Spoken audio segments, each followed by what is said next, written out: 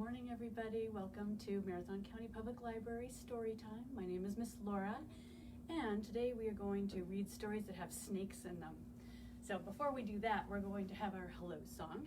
Today we're going to do the bread and butter hello song, always a favorite. So get your hands ready, rub them back and forth like this, and we're going to say, bread and butter, marmalade and jam. Let's say hello as quiet as we can. Good, okay, let's do it again. What's the opposite of quiet? It's loud. Bread and butter, marmalade and jam. Let's say hello as loud as we can. Hello! Very good. Okay, let's do it again. This time we're gonna do it low. Bread and butter, marmalade and jam. Let's say hello as low as we can. Hello. Very good, okay, what's the opposite of low? It's high. Bread and butter, marmalade and jam. Let's say hello as high as we can. Hello. Very good. Okay, we'll do it one more time, just a really nice hello. Bread and butter, marmalade and jam. Let's say hello as nice as we can. Hello. Hello. And welcome. We are going to read our first story. Another favorite of mine. This one is called Verdi, and I've brought our friend Verdi with us. Here he is. He can sit in my lap while we read it. This is about a snake. All our stories are about snakes today.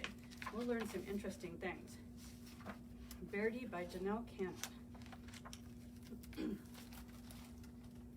On a small tropical island, the sun rose high above the steamy jungle. A mother python was sending her hatchlings out into the forest the way all mother pythons do. Grow up big and green as the tree's leaves, she called to her little yellow babies as they happily scattered among the trees. But Verdi dawdled. He was proudly eyeing his bright yellow skin. He especially liked the bold stripes that zigzagged down his back. Why the hurry to grow up big and green, he wondered. Maybe some of the older snakes in the jungle could tell him. Verdi ventured into the treetops to look for them. There he is.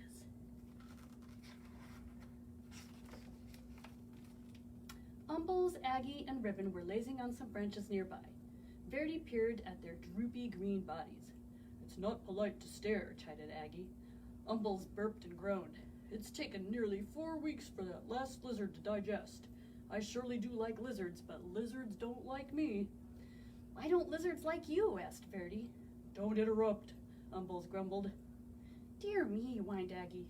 If I don't shed this skin soon, this itchy skin will drive me bananas.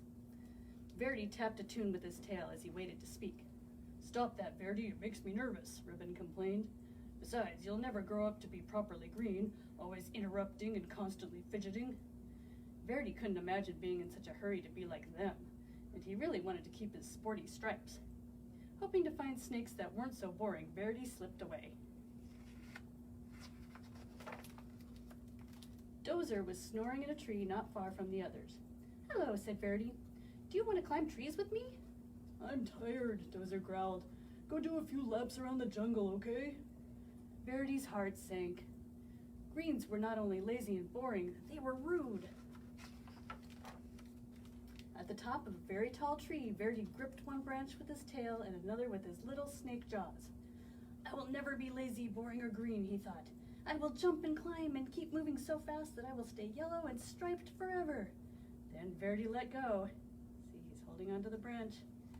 He's gonna let go. Whee! Flying through the air in a circle shape. From a distance, the greens watched. Oh my, they chorused. Ribbon shook his head. At this rate, he'll be lucky to make it to his first molt. Aggie nodded. He's likely to put an eye out on a branch. Umbles moaned. He may not live to turn green. There he is out in the distance flying. Here's the old greens watching him. But one day, Verdi's skin began to peel, revealing a pale green stripe stretching along his whole body. Ack! He gasped. How can this be? I'm the speediest snake in the jungle, and I'm still turning green. He raced down to the river, grabbing up a mouthful of rough leaves. Verdi flung himself into the water. If I can't run this green off, I'll scrub it off, he thought. to scrub the green off with the leaves. His frantic splashing caught the eye of a large bottom feeder cruising the murky depths. Yum, the old fish hummed. Lunch. Before the fish could haul Verdi under, the frightened snake bit him on the nose. Apoo! With a blast of his rubbery lips, the great fish sneezed, sending Verdi into the air. Slapping onto the soggy shore, Verdi skidded out of reach. There he is, biting his nose. Phew, that was close, he sputtered. Every inch of his body was covered with wet, gloppy mud. Kind of lumpy, kind of brown. It sure beats being green. He left the mud on. But the soft brown mud dried into a hard gray shell, and Verdi could barely move. If he even budged, the stuff cracked off in jagged chunks. As each piece fell away, Verdi could see that his body was even greener than before. This is terrible, cried Verdi. He pictured himself hanging around in droopy loops, itching and complaining and worrying all day like the old greens. He looked up into the sky, where the sun blazed a beautiful yellow, just the color he used to be. Then he pulled a vine to the top of the tree. Launching himself from the treetop, Verdi startled a flock of colorful birds. He became dizzy with delight, sure the bright sun and his lofty speed would turn him golden again. In his joy, Verdi forgot he would fall back to the earth. There he is in the sky. Whippity, whappity, whip, whap, wham! Plummeting through the trees, Verdi landed in a crooked sprawl across a log on the forest floor. He couldn't move. Help, he croaked. Poor Verdi. As usual, the greens had been watching Verdi's antics. They moved quickly to where he lay. Didn't we say it would come to this? Umble said, shaking his head. Aggie sighed. Lucky thing he's still got two good eyes. They gently lifted Verdi up to a safer place where they could watch over him while he healed.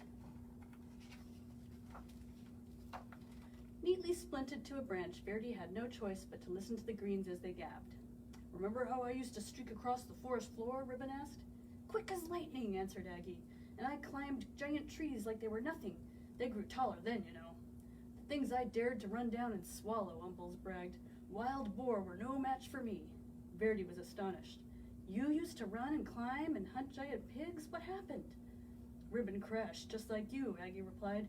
I took a terrible fall and almost put an eye out. Then old Umbles here nearly choked to death. Now we all prefer a quiet life. A warm perch, a little sunshine, and an occasional good meal. The greens rambled on about their days of glory, and Verdi settled in on his branch.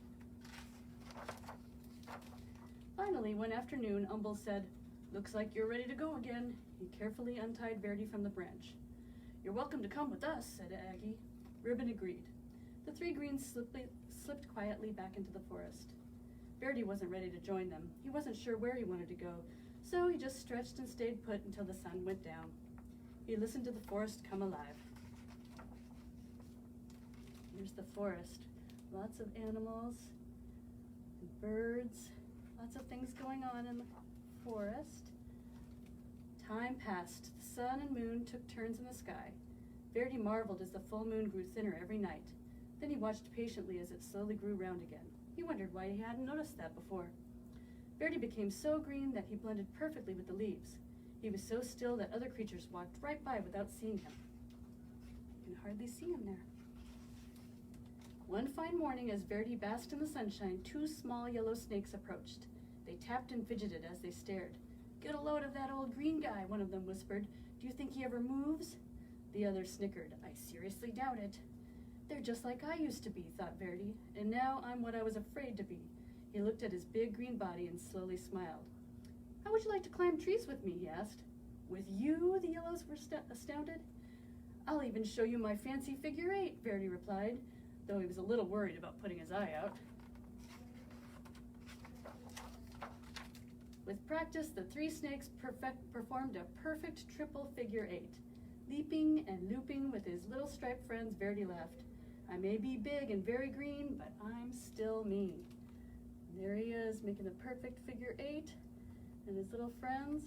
And what's neat about this book, too, is there's information at the end all about snakes. So if you ever get a chance to check this out, you can read all about snakes. And here's our Verdi. I'm going to put it over here.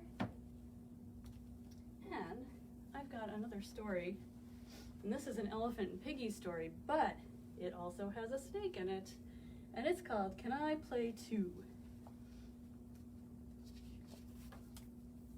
Here we go, Elephant and Piggy. And Gerald the elephant says, Piggy, let's play catch. Piggy says, yes, I love playing catch with friends. I will throw. Piggy says, I will catch. Here comes their friend Snake. Excuse me, can I play too? They're thinking about it, looking at each other. Snake really wants to play. You do not want to play with me? Gerald says, no, we do want to play with you, but, and Piggy says, we are playing catch. Gerald says, with our arms. And Snake says, so? Piggy says, you do not have arms. Snake says, I do not have arms? Ah! I know I do not have arms. I am a snake. Piggy says, you're a funny snake. But can a snake play catch? I do not know, but I can try. Cool. Gerald says, I will throw the ball. I will catch it. Here comes the ball. Boink. Hit him right on the head. Sorry. It is okay. Let's try again. Okay, I will try again. Boink. Piggy says, now I will try. Boink. Poor snake. This is not working. We need a new idea. Yes. Maybe we need more balls. More balls. More balls? Look at all those balls flying. Snake says, oh my. Ah! Boink, boink, boink, boink, boink. Poor snake. Gerald says, do we need even more balls? Maybe. Snake says, wait! We have tried, but I am a snake. A snake who cannot play catch. Piggy says, no! You are our friend. We will all play catch. Snake says, how?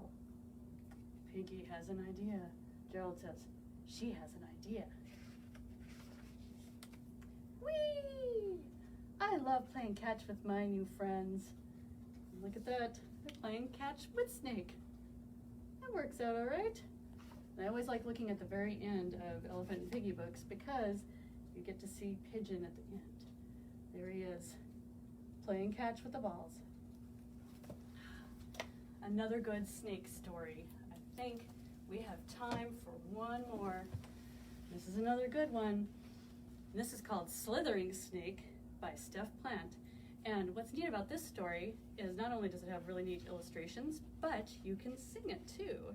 It has a song that goes with it, and so if you ever check this out, you can see the music at the end.